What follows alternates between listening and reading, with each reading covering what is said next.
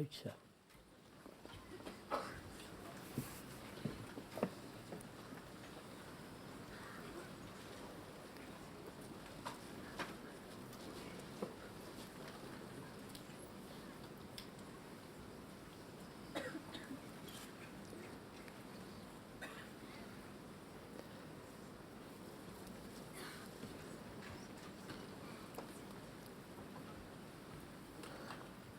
The speaker also would like to make an announcement.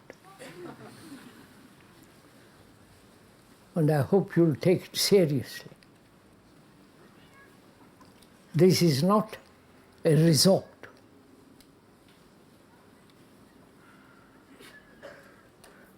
There's a swimming pool, tennis court.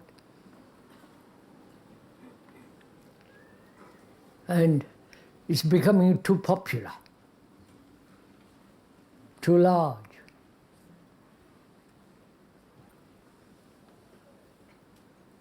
There are people trying to interpret what Kay is talking about.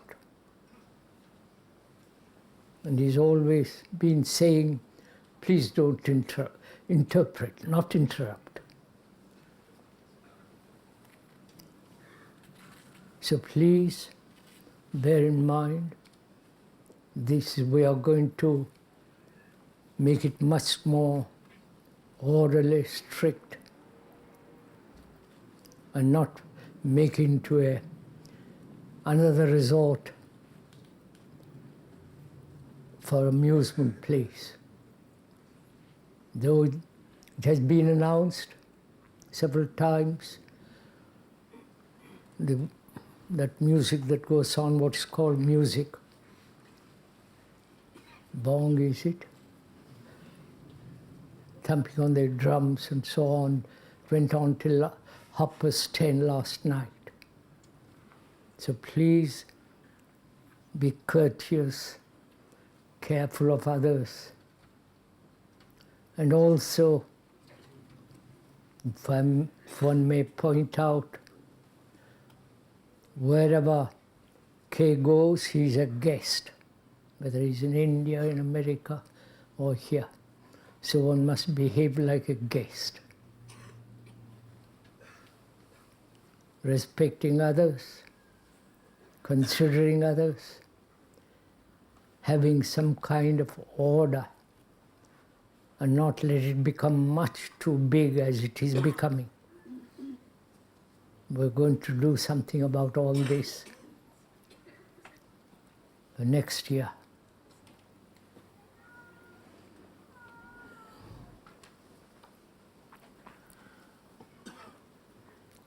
May we go on with other things?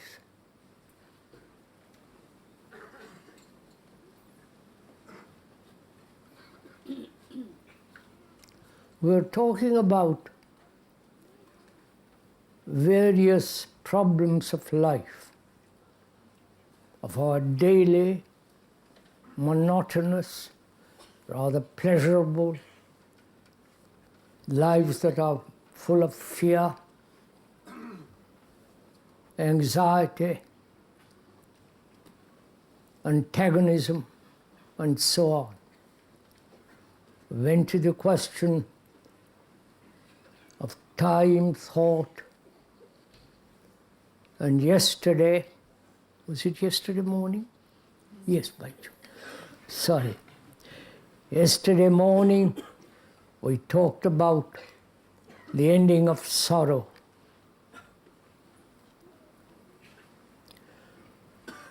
What it implies, what's the nature of sorrow and all the pain, the anxiety, the loneliness, the depression, the uncertainty, all that is implied in sorrow.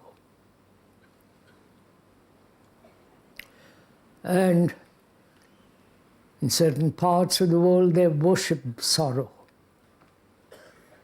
pain.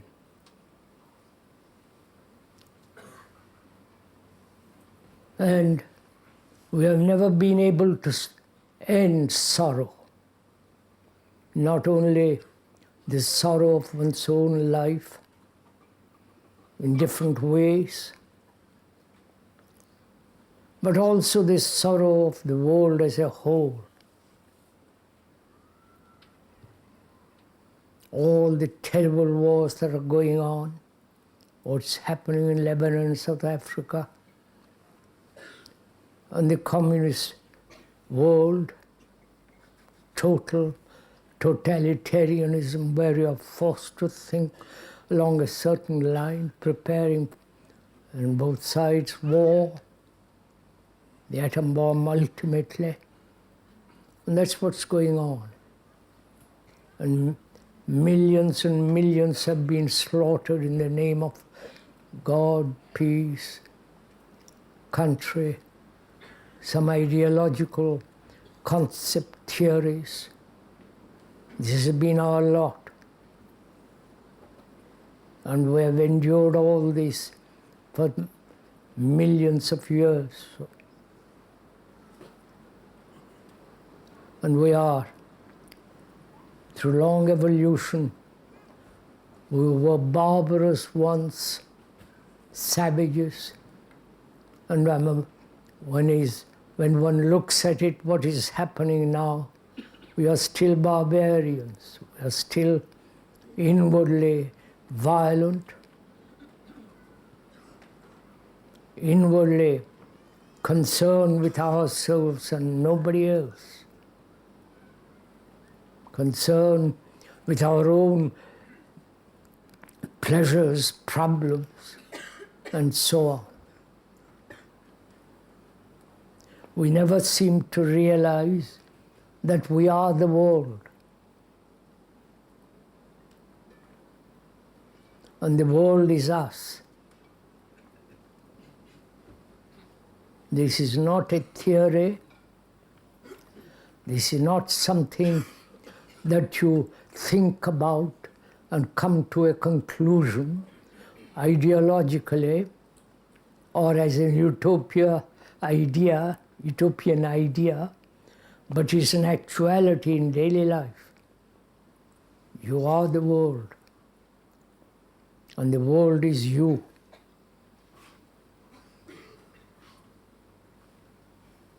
One wonders how many of us realize this fact, actually realize as we realize physical pain, as we feel when we are affectionate, tender, quiet. This is an obvious fact that you suffer and the rest of mankind suffers. You are violent, the rest of mankind suffers. Violent. When you intend to do something for yourself and you want to fulfill that, you are becoming violent, like the rest of the world.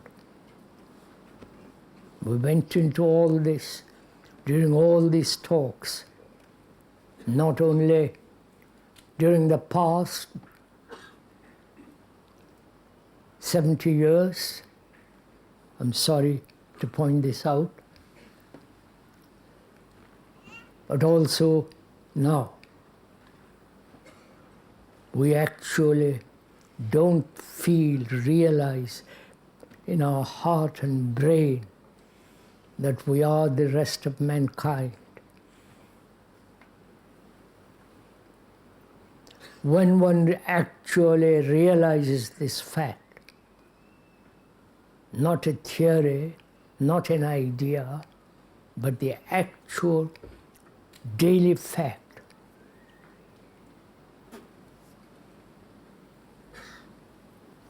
then there is totally different way of living. You don't belong to any country.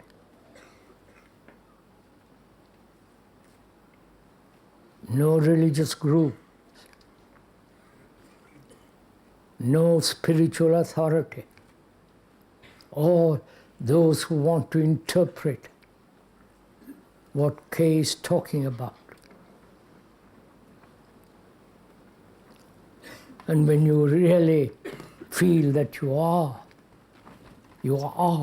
actually the rest of mankind, you'll never kill another.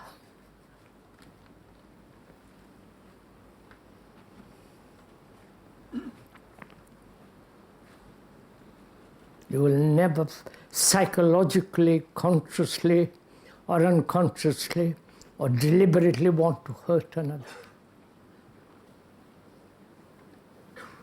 Please, this is all very, very serious.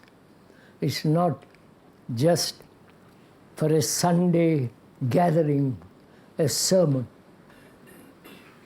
or a lecture. We are together in the same boat. We are together understanding the world and ourselves and our relationship to the world. Not our responsibility, our relationship to the rest of mankind. You all may be well fed, well clothed, houses, flats, and a nice garden, or live in a slum. But there are millions and millions of people who are starving. Deliberately, races are being killed. Tribes are being killed.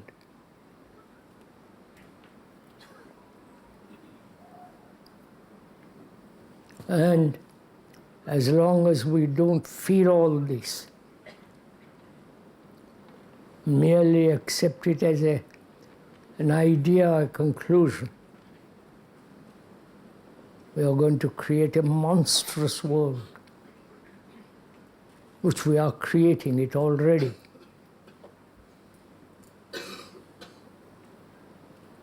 And we are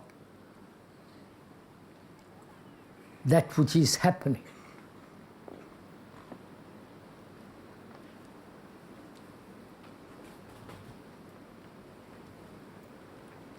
And this morning we ought to talk about other things too, concerned with our life.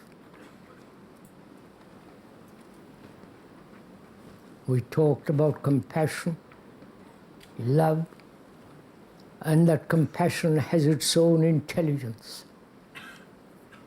Love has its own intelligence, not the intelligence of clever thought, calculation, remembrance. But when there is compassion, which can only come or be when suffering ends. We talked about that a great deal. Unfortunately, the speaker has published books about it all. And it is not merely remembering what he has said or what he wants to say, the actuality of that feeling of compassion. And that can only come when there is the end of sorrow and when one actually, in one's being, in one's heart, mind, feels that he is the rest of the world. Doesn't belong to any sect, any group, any guru, any church, mosque or temple.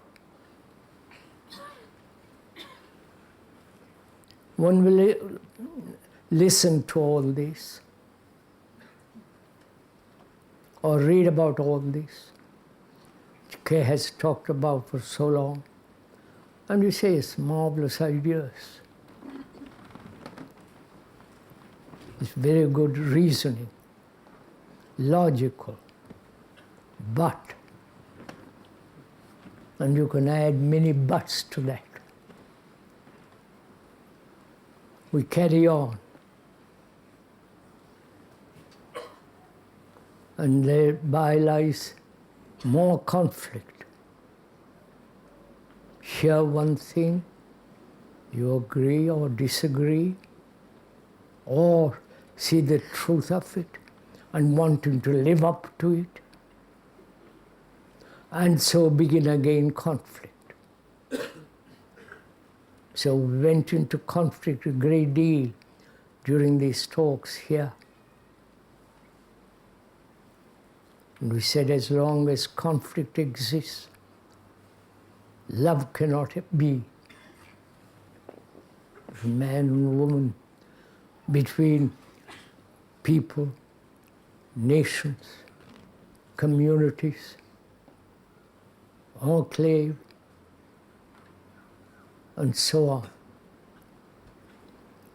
Our brain, which has evolved through long years of time, that brain has extraordinary capacity. Each one's brain has extraordinary capacity. We have used it in the world of technology,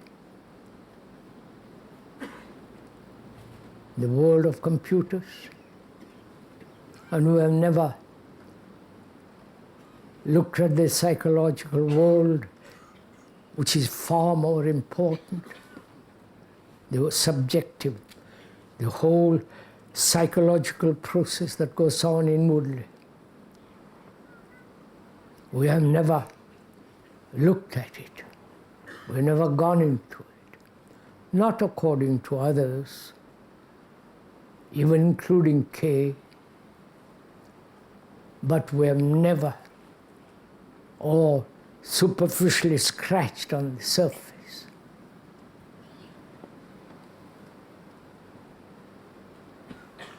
And therefore we never put to ourselves fundamental questions. And we are now talking over things together.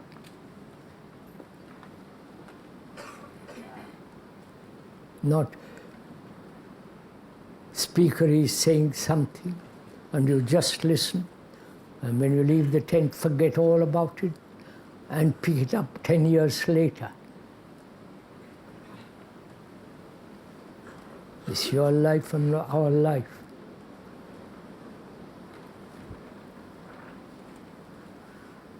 And if one wants to treat one's life seriously, or flippantly, or casually, it's up to you. And we talked a great deal about freedom too.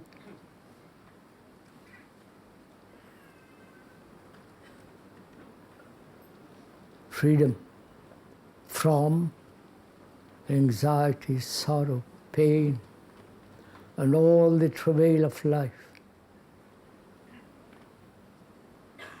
And also there is another kind of freedom, a freedom which is per se for itself, not because you want to be free from something. That's only very partial freedom. There is a freedom which is completely whole, not partial. And this morning we shall also talk about death. Right? We've talked about so many other things. Death is not a morbid subject on a dark morning or a dark night. People have written books about how to die happily.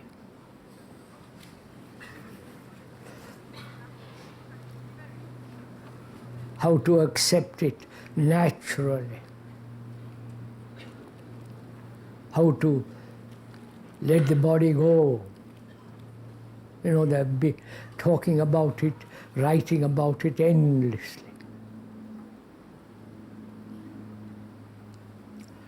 And we are now, you and the speaker, together please, together. He's not talking to himself. He's not lecturing. He's not talking about something which you have to understand. And therefore have interpreters who will tell you what K talks about. And that's going on in this place too, which seems so absurd. We ought to talk over together this very important, serious, very, very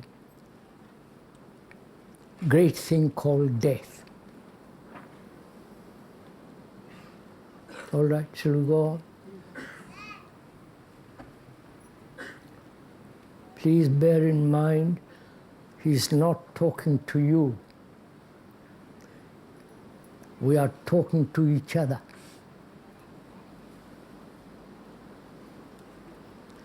He has no authority, and I mean it. He has no sense of superiority. He'll tell you all about it. But together we are going into it. If you will. If you don't want to, it's all right. That's all right too. Nobody's imposing anything on you, directing you, telling you what to do or what to think. Right? What is death? And we ought, when we ask that question, we ought to also consider what is continuity.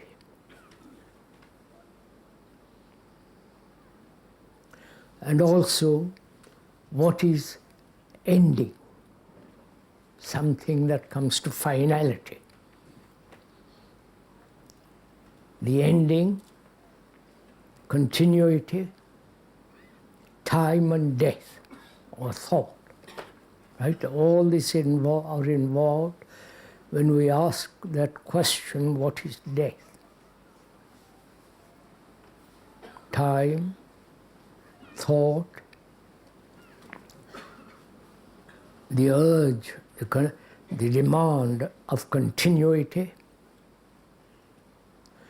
and also when we are wanting continuity, we also should inquire together into what is ending. And is there a beginning?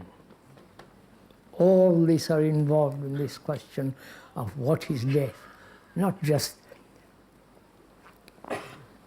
oxygen, lack of oxygen to the brain and pops off.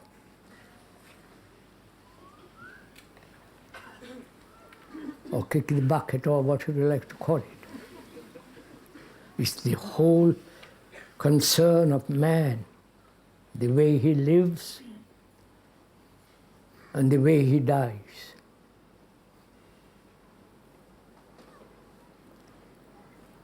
So we are inquiring together what is death. Why death is associated with sorrow. You're following all this? Speaker is not leading you. He's not persuading you. I'm bored with telling you with that.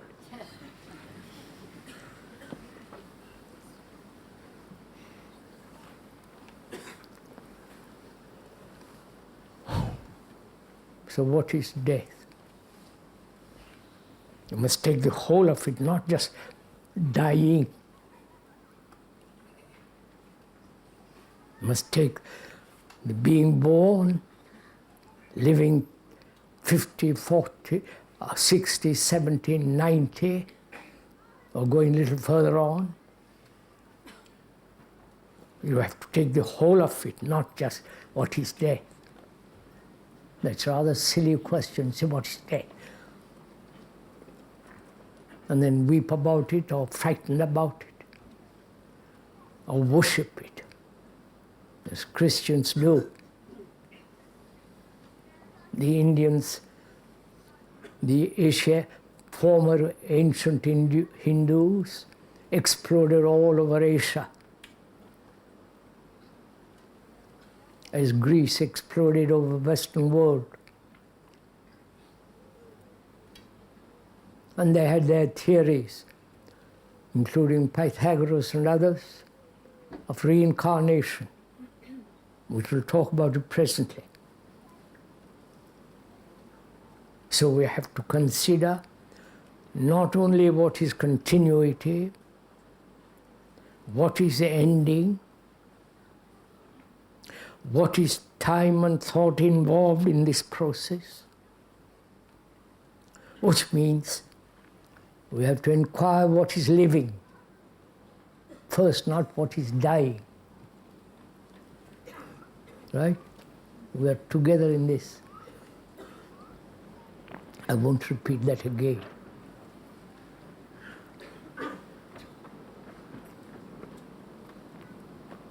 So what is living? What do we call living? From the moment we are born to the long period which we call life, living, what takes place there? Not just part of it, but the length of it. From childhood, we have problems. The children sent to school have a problem immediately, how to read, write, how to learn mathematics, and later on chemistry, biology. It all becomes a problem. They are educated in problems. These are all facts, not the speaker's imagination. So our life from the beginning is a continuous problem, struggle, pain, anxiety, uncertainty, confusion, faith, belief, gods, and the perpetual repetition of rituals, what's called religion, the worship of a symbol,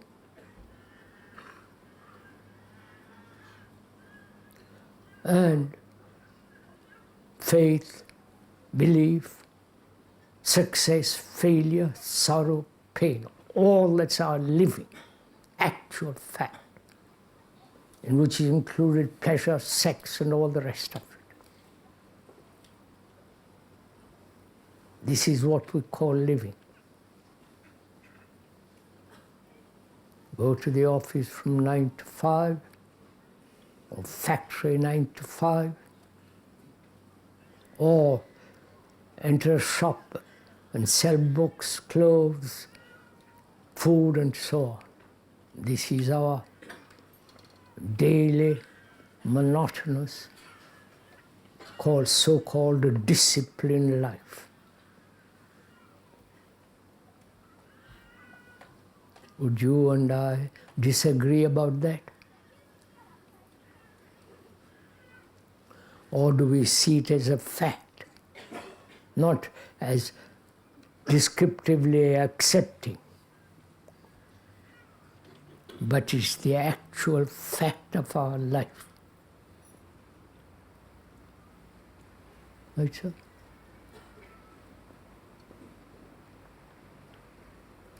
And we have not understood that. We have not gone into it and see if one can live totally differently.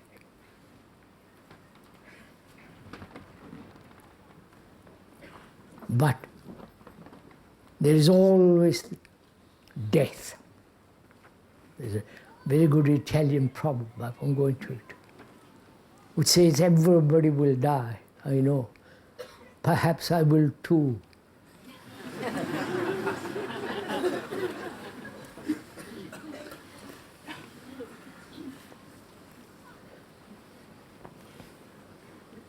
So,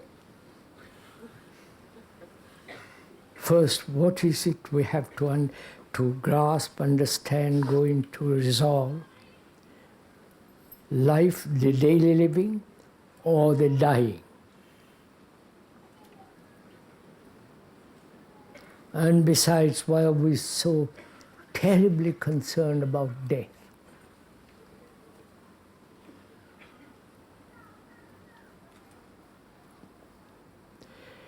Speaker was walking once in the shaded road in India,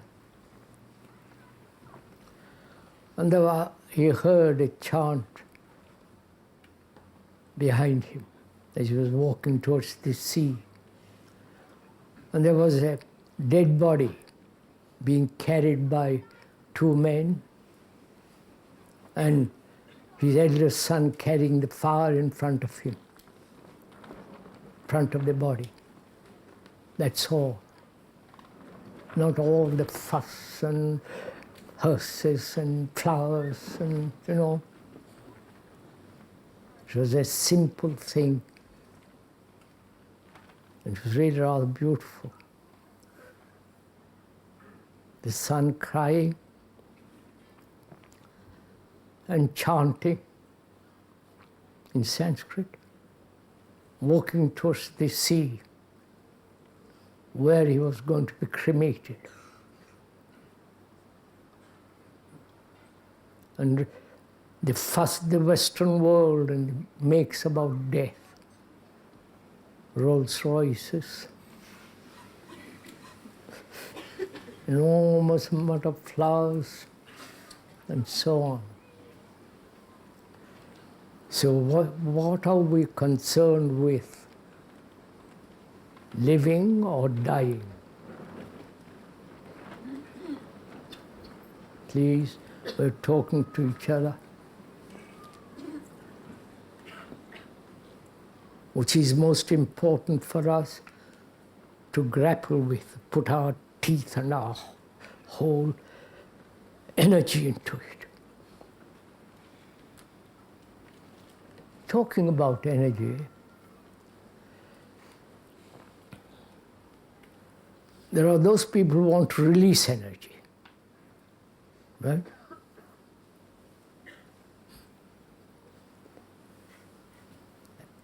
Part of it is acupuncture, part of it is various attempts to increase the energy that we have, and so on. What is energy? It took energy to come here. Great deal of energy. Put up a tent, come in a car on a rainy, windy day, get all the things together to come here. That took a lot of energy. You may brush it off and say, I'll go. But to decide to go, to come, to drive a car, to put up a tent, to sit here and listen, that requires a great deal of energy.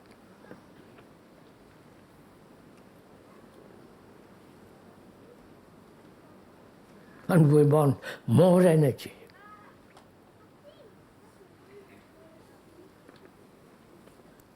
We don't know how to use our own energy. We've got plenty of energy when you want to do something.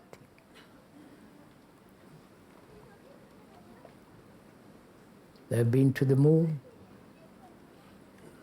All the technological energy that's demanded of everyone. It takes energy to talk, to think,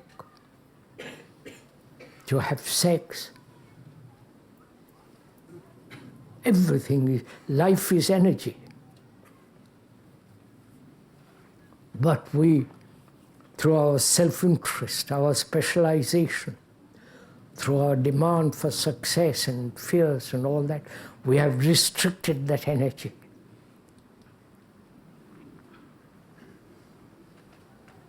We have made it so small, so particular, so minuscule. Sorry. So mesquin.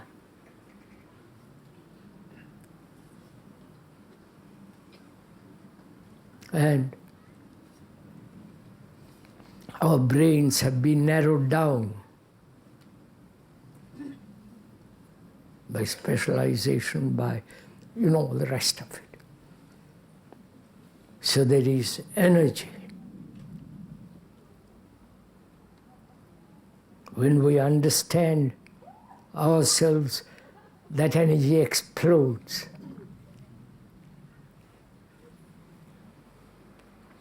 Then you have tremendous passion. Not just passion for something. The flower of passion, which never withers. And that can only come with this compassion. So what are we concerned most about, death or living? Living is, as we said, a series, a succession of conflict, struggle, pain, sorrow, and all the rest of it. This is not a gloomy picture. You can paint it more beautifully in colors, descriptively made more attractive, but this is a fact. So shouldn't we understand life first, the living, and then come to understand what is death? It's not the other way around.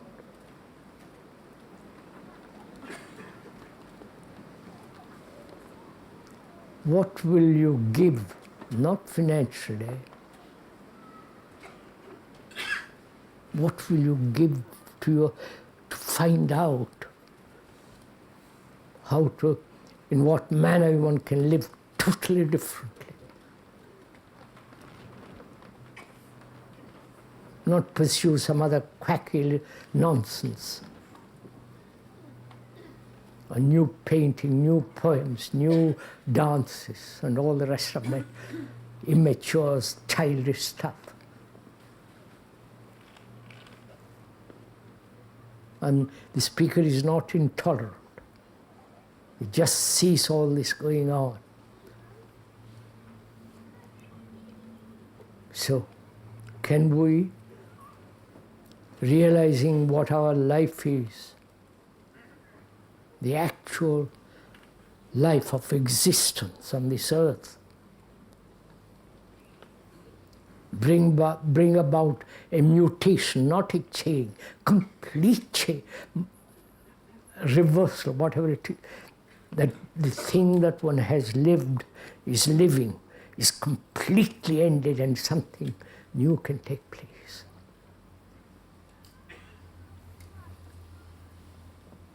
Therefore, we have to inquire together into what is continuity. What is it that continues in our life? Living. Memory, is it?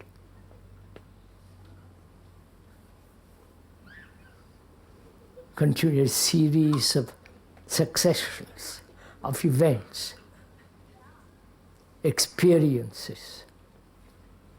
The me, the persona, the ego is a bundle of memories.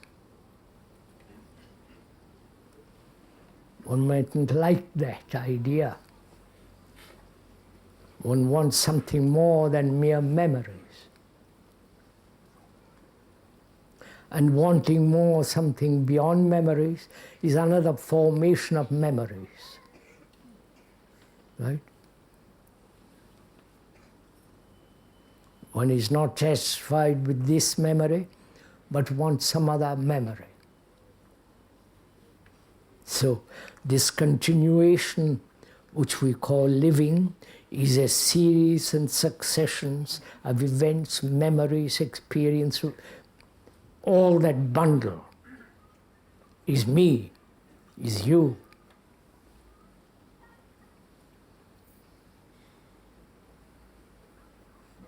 And continuity is that which is known. How scared we are of something ending to all that. And one has lived a long life of experience, knowledge. One has traveled all over the place, God knows why, but one has. And you talk, judge, evaluate, all that. And we never inquire what is the continuity and what is ending. Ending. Voluntarily something that you hold dear. You understand my question? Are we asking each other that question?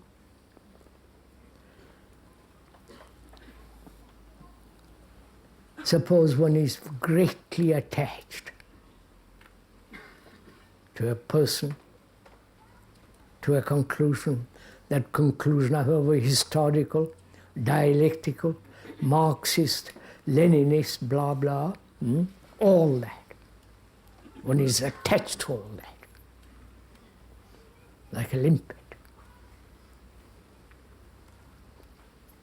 Can one voluntarily, easily let go? That's what death means. You don't argue with death. You don't say, please give me another couple of days so that I can do everything orderly. It is there at your door. So can one understand continuity and give to that continuity an end? You understand my question? Yes. To us, attachment means a great deal. It's the most satisfying common experience to be attached to the earth, to certain beliefs, certain dogmas, certain rituals, certain habits, and so on. One is greatly attached to a house, to a furniture, to a habit. Can one become aware of it and end it completely in that awareness?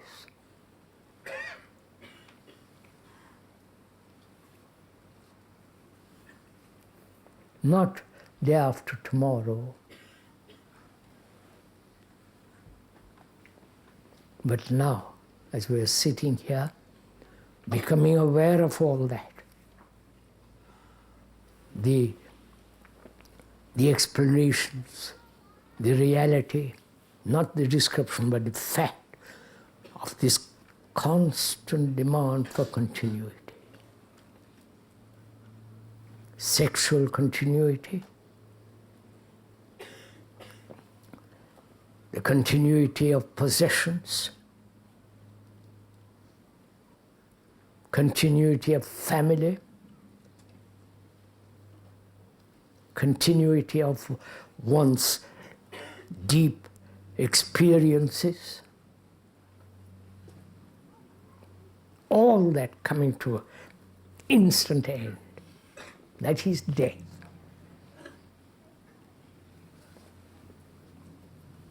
So, not wait for death when you are 60, 80, 90, but end it each day. Live with death. Don't be, the speaker is saying something tremendous involved in this, not just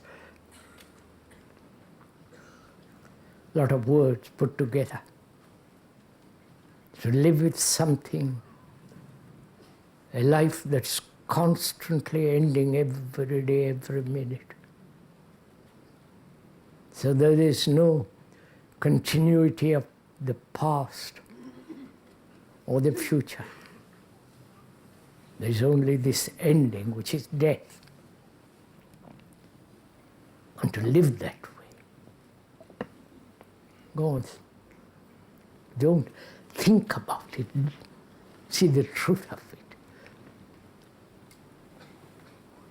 Thought is not. You can create, put together a lot of things. But thought cannot deceive death.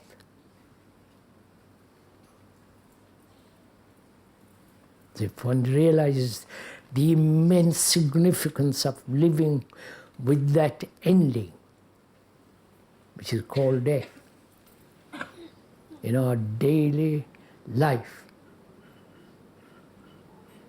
then there is real transformation, real mutation even in the brain cells.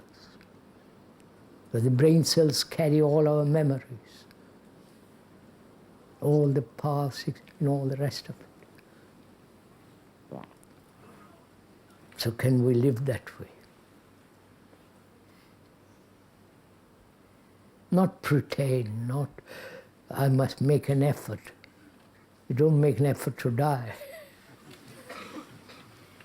Unless you jump out to the 18th floor and you say, oh, so far, so good.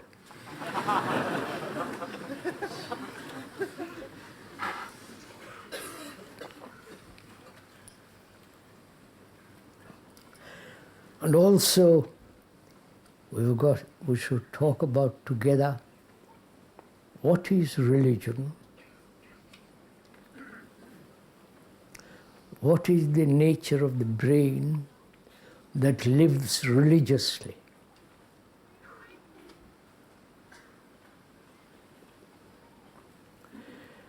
Religion has become very important in our lives. You may be atheist, you may say, well, it's all nonsense, it's some stupid priest preaching about some nonsense. You may shun all that, but yet there is this inward demand, inward saying, after all, what is all this about? This living and dying, this pain, this anxiety, what is it all about? Who created it? God, nature, the first cell, and so on. So religion is concerned not with all the rubbish circus that's going on, whether in Rome or in England or Benares in India or in the Buddhist countries. It's all put together by thought, and therefore very, very, very limited. So we have to ask, what is religion and creation?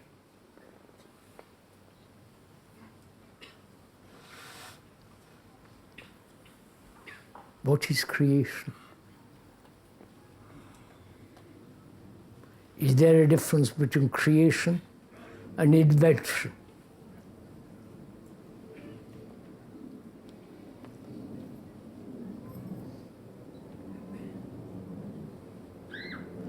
We were talking the other day with an excellent doctor,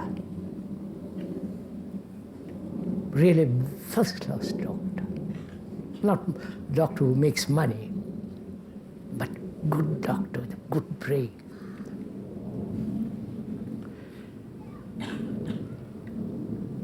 He was saying there is a certain part of the brain that can always be activated.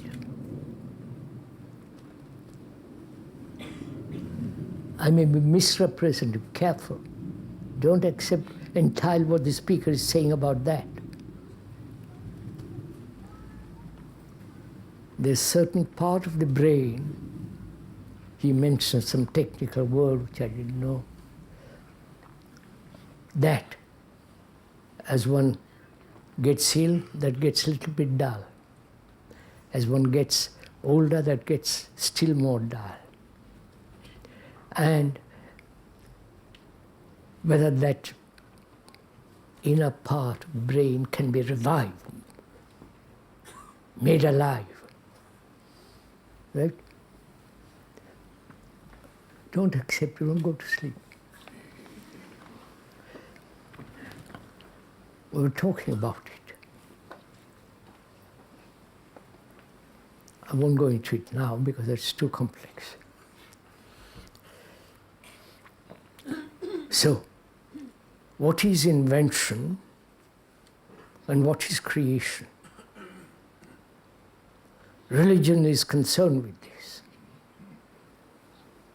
And can the brain, which is conditioned, shaped, molded by all kinds of things, community, what you read, what you hear, all the priests that have been promulgating some ideas, some worship, some gods, all that has conditioned our brain.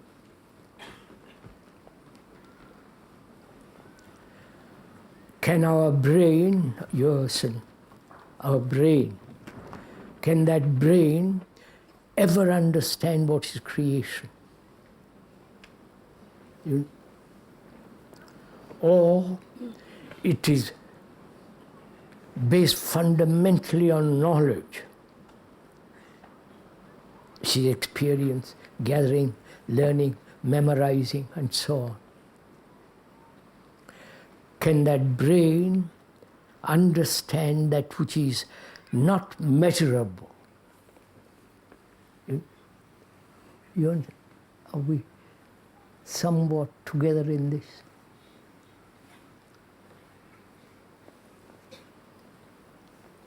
We measure,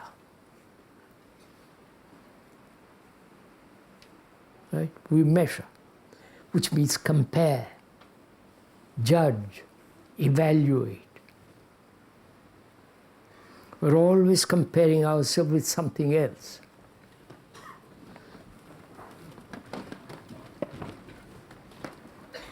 Comparing one painter against another painter.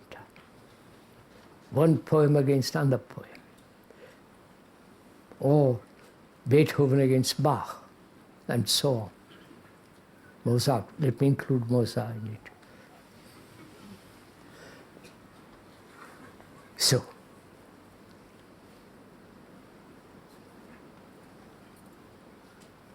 is invention, is not invention based on knowledge? Please, we're talking about it together.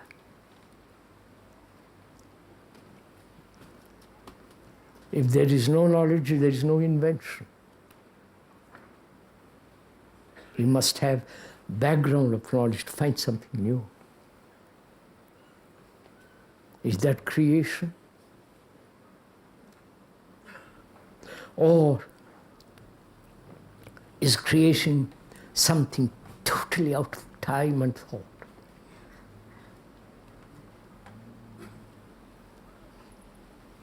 This has been one of the problems, probably the greatest problem, of a religious brain, religious quality. We'll never use the word meditation anymore. I hope you don't mind.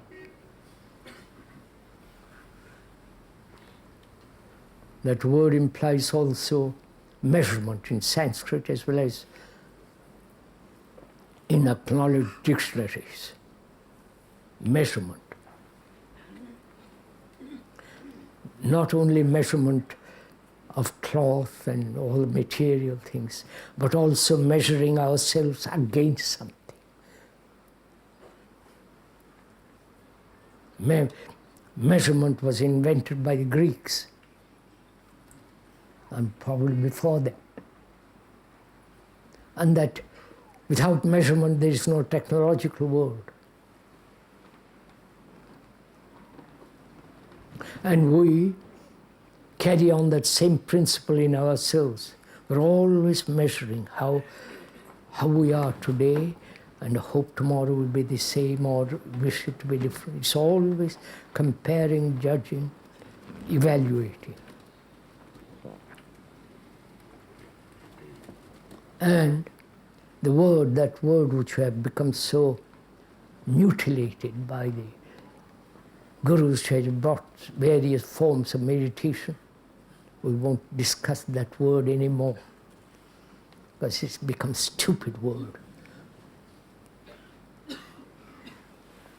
Sitting in a certain posture, breathing a certain way, concentrating on all that, making tremendous effort to achieve what? Some carrot?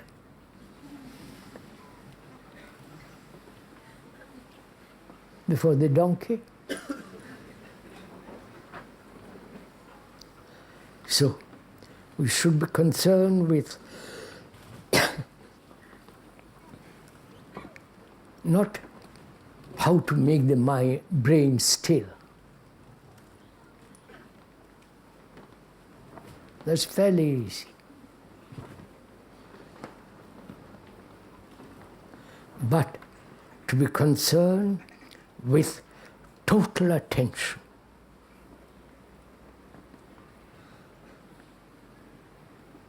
Not attention to or about something. The quality of attention, which is different from concentration. Entirely different. Concentration is effort. Focusing on one thing or several things, which becomes a habit, like the pilots in the air.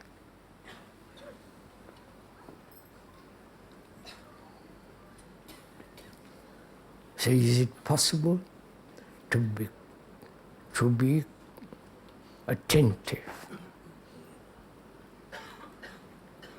And then that there is no hypocrisy, no pretensions. You are attentive. And in attention there is complete silence.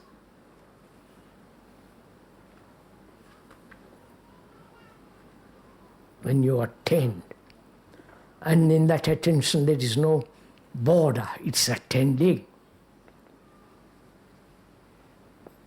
There is not, I am attending, there is only attention. Please consider, take counsels together about this. So, what is creation? Not the first cell, nor how we evolved, and all that. We have said God created all this. On the contrary, we have made God our image. Out of what we are, we made that poor chap up there.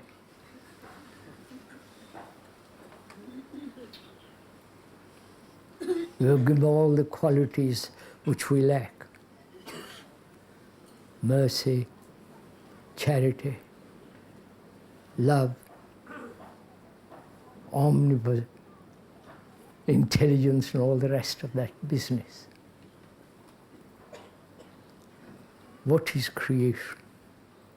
Can the brain, which is the center of all our nerves, all our activity, all our existence, however small it is, can that brain understand the immensity of creation?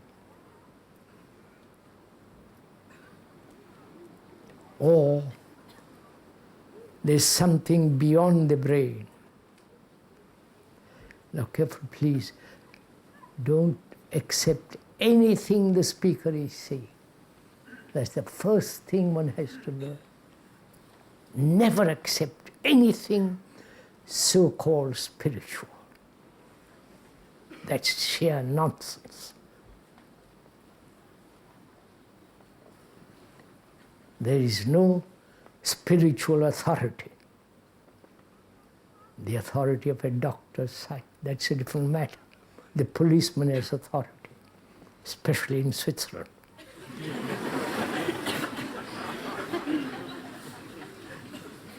Tremendous.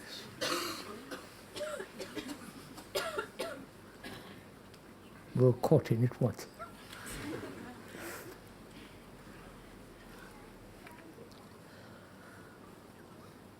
Is the brain capable of really seeing that which is not measurable? We can talk about it, we can invent it, we can say there is immeasurable. All that means a lot of words. But we are asking a different question altogether. Can the brain, which is made up of time, memory, thought, experience, all the rest of it, can that brain ever understand that which is limitless? You understand? It's really, or there is something else which is the mind, not the brain.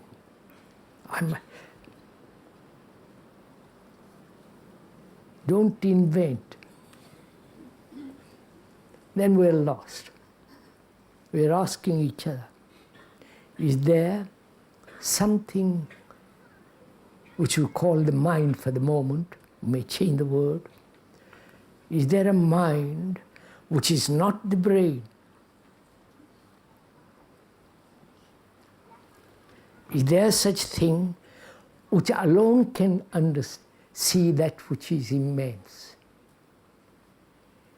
And then that mind can communicate to the brain, but the brain cannot communicate to it. So, okay.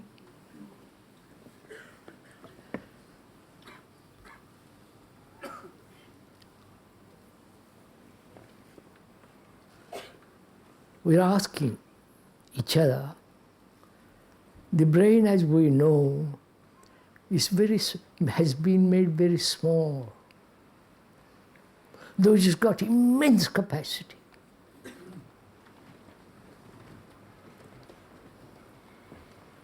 The computer is something extraordinary. It's going to probably take over our lives. That's probably the new industry. The computer will shape our lives. It's already doing it quietly, slowly. We're unaware of it. We've talked to a great many of these experts, computer experts, who are building it. They're not concerned with what happens to the human brain. You understand? They're concerned with creating it. They're not creating, building it. That's a better word. When the computer takes over our lives, what happens to our brains? They are better, far quicker, so rapid. In a second they'll tell you 1,000 memories. So when they take over, what's going to happen to our brains? Gradually wither, or be thoroughly employed in amusement, in entertainment. Please face all this. For God's sake, this is happening. all the long sports record on the television. It's getting longer and longer.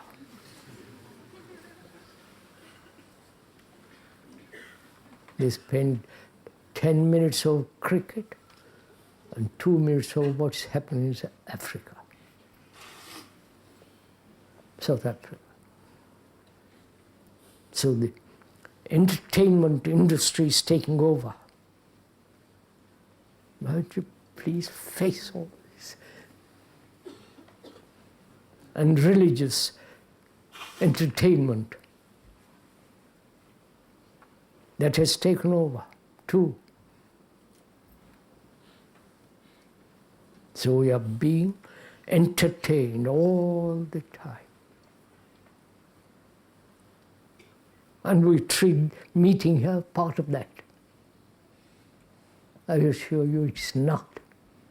It's terribly serious, all this.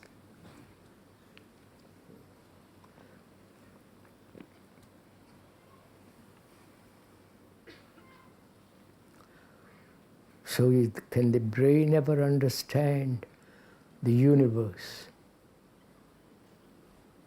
They can say Venus is so much gas, so much, etc., etc., etc. But the description, the quality, the taste of it is not Venus. The beauty of it, the extraordinary quietness of it. And can our brain, to understand all that immensity, be quiet?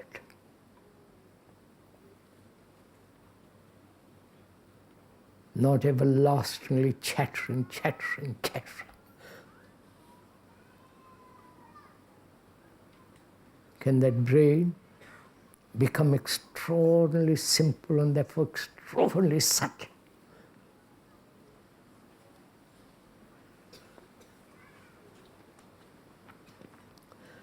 And if that brain is capable of that subtleness, that immense sense of great simplicity of time, thought, and all the rest of it, then perhaps that mind, which is not the brain, can communicate to it. Then the brain cannot communicate to that, obviously. And we are doing our very best to communicate with that. Doing all kinds of tricks. All forms of control, sacrifice, taking vows, right? And that thing can never, one can never touch it.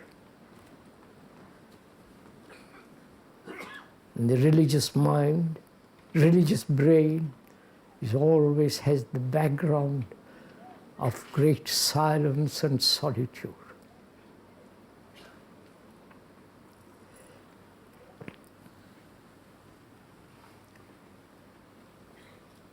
We have finished.